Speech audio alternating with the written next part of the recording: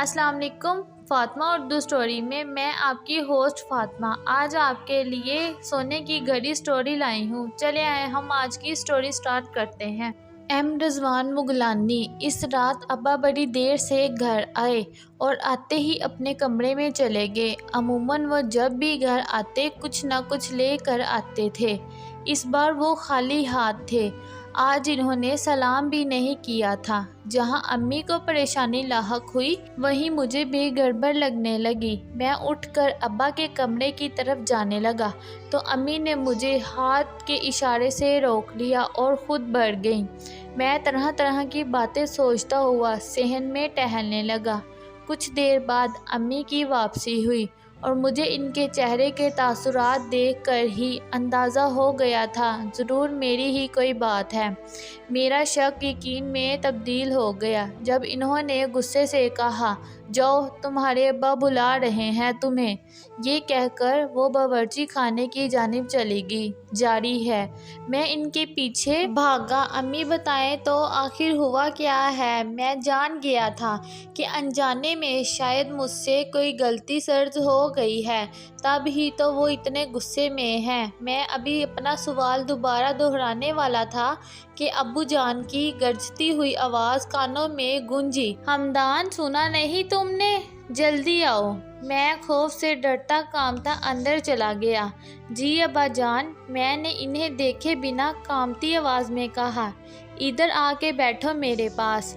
اب کہ ان کے لہجے میں سختی نہ تھی لیکن میں سہما ہوا تھا۔ اس سے پہلے کہ وہ مزید کچھ بولتے میں ان کے پاس جا کے بیٹھ گیا۔ "یاد کرو وہ دن جب تمہارا ہائی اسکول میں پہلا دن تھا۔ میں نے تمہیں کیا نصیحت کی تھی؟" وہ آہستہ آہستہ لیکن سنجیدہ آواز میں کہہ رہے تھے۔ "جی ابا جان، مجھے اچھی طرح یاد ہے۔ میں نے آپ کی ہر نصیحت پر عمل کیا ہے۔" میں نے یہ جملہ انہیں دیکھ کر کہا تھا تاکہ انہیں میری سچائی پر جھوٹ کا شبہ نہ رہے۔ "ایسا ہے تو جاؤ، اپنا بستہ لے کر آؤ۔" میں فوراً ان کی بات سمجھ نہیں پایا اور حیرت سے انہیں دیکھتا رہا۔ "تم نے سنا نہیں کیا کہہ رہا ہوں میں؟ جاؤ، اپنا بستہ لے کر آؤ۔" اس بار انہوں نے سخت لہجے میں کہا۔ میں پھر ڈر گیا اور بستہ لینے چلا گیا۔ ان کے پاس پہنچا تو انہوں نے بستہ مجھ سے چھین لیا۔ بستے کی دونوں زپیں کھول کر ان کی تلاشی لینے لگے۔ انہیں مطلوبہ شے نہ ملی تو انہوں نے بستہ الٹ دیا۔ ساری کاپیاں اور کتابیں پلنگ پر بکھر گئیں۔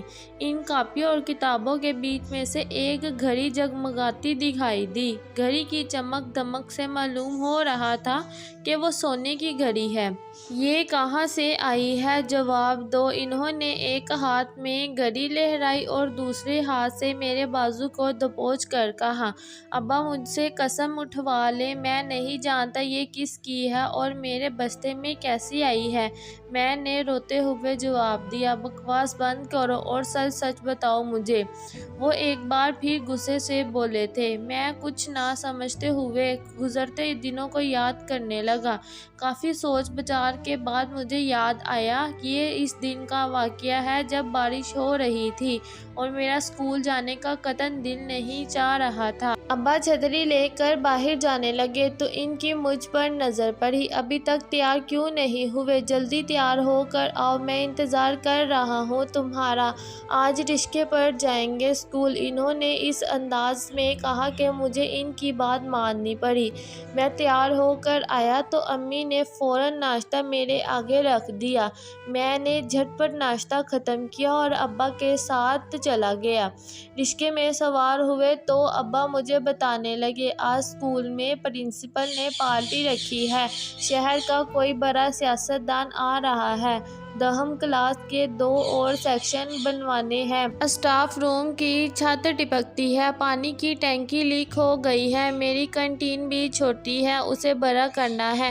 لاکھوں کا خرچہ ہے۔ اسی وجہ سے پرنسپل صاحب نے انہیں مدعو کیا ہے۔" وہ ذرا دیر کے لیے رکے پھر بولے، "ممکن ہے دوپہر کا کھانا بھی اسکول میں ہی پرنسپل کے ساتھ ہو۔ کاش دلاور چودھری مان جائیں اور فنڈ کی منظوری دے دیں۔ وہ تحمل سے بتا چکے تھے تو میں بھی دل ہی دل میں دعا کرنے لگا۔ ابا جان گزشتہ برسوں سے اس سرکاری اسکول میں کنٹین چلا رہے تھے۔ اس کے ساتھ ساتھ اسکول میں جب بھی کوئی خاص موقع یا تقریب ہوتی تو منظور کے طور پر ان کا اسکول میں ہونا لازمی ہوتا تھا۔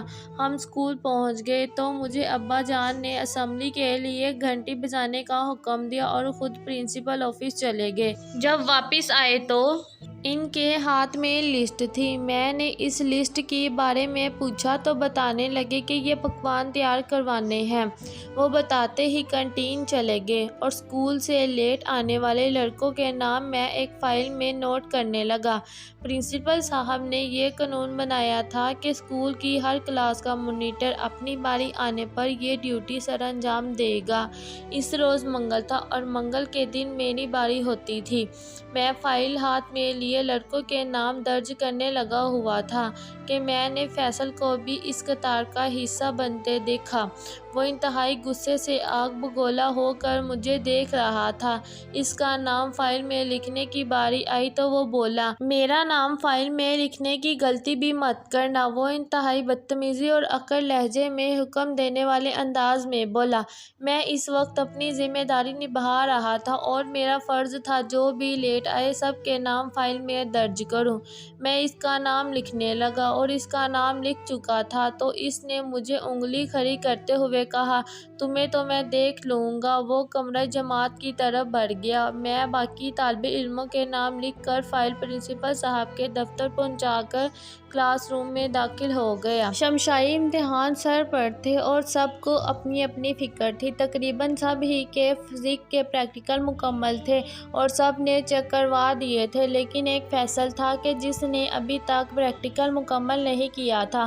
وہ کافی دنوں سے مجھ سے کہہ رہا تھا کہ میں اس کا پریکٹیکل مکمل کر دوں۔ میرا اپنا کام زیادہ تھا، امتحانات کی تیاری بھی کرنی تھی، لہٰذا اس کے بار بار اصرار کرنے پر میں نے بھی بار بار انکار ہی کیا تھا۔ سر خاور جو کہ فزکس پڑھاتے تھے اس دن آپے سے باہر ہو گئے۔ انہوں نے فیصل کو کافی ڈانٹ ٹپک کر کے پرنسپل آفس بھجوا دیا۔ یہ فیصل کی بدقسمتی تھی کہ اس وقت پرنسپل آفس میں MNA دلاور چودھری بھی موجود تھے۔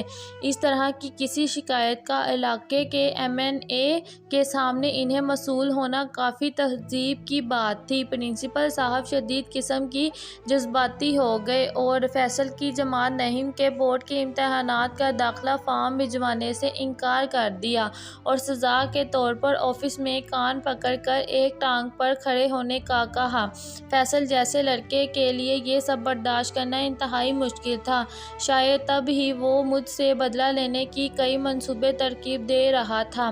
آدھی چھٹی کی گھنٹی بجی تو بچوں نے فیصل کو پرنسپل آفس میں اس حالت میں کھڑے دیکھ کر اس کا خوب مذاق اڑایا۔ کئی لڑکوں نے فقرے کیے، کئی لڑکوں نے سیٹی بجائی۔ اس وقت ابا جان کھانے کا سارا انتظام کر چکے تھے۔ ہال میں میزوں پر کھانا بھی لگا دیا گیا تھا۔ آدھی چھٹی کے فوراً بعد دلاور چودھری کو تقریب بھی کرنا تھی۔ سارا اسٹاف پرنسپل صاحب اور دلاور چودھری ہال میں موجود تھے۔ ادھر فیصل اکیلا کھڑا سب کو کھانے والی نظروں سے گور رہا تھا۔ ادھر جب میری نظر پرنسپل آفس کی کھڑکی سے اندر پڑی تو میں نے اس کے ہاتھ میں جگمگاتی ہوئی گھڑی کو دیکھا۔ اس کی نظر گھڑی سے ہٹ کر مجھ پر پڑی تو اس کی چمکتی آنکھوں میں شرارت بھاپ رہی تھی، لیکن دلاور چودھری صاحب کی دھواردار تقریب کے بعد میں سب کچھ بھول بھال گیا تھا۔ دراصل وہ گھڑی دلاور چودھری کی ہی تھی۔ پرنسپل آفس کے ساتھ متصل واش روم میں جاتے ہوئے وہ اپنی گھڑی اتار کر ٹیبل پر رکھ گئے تھے۔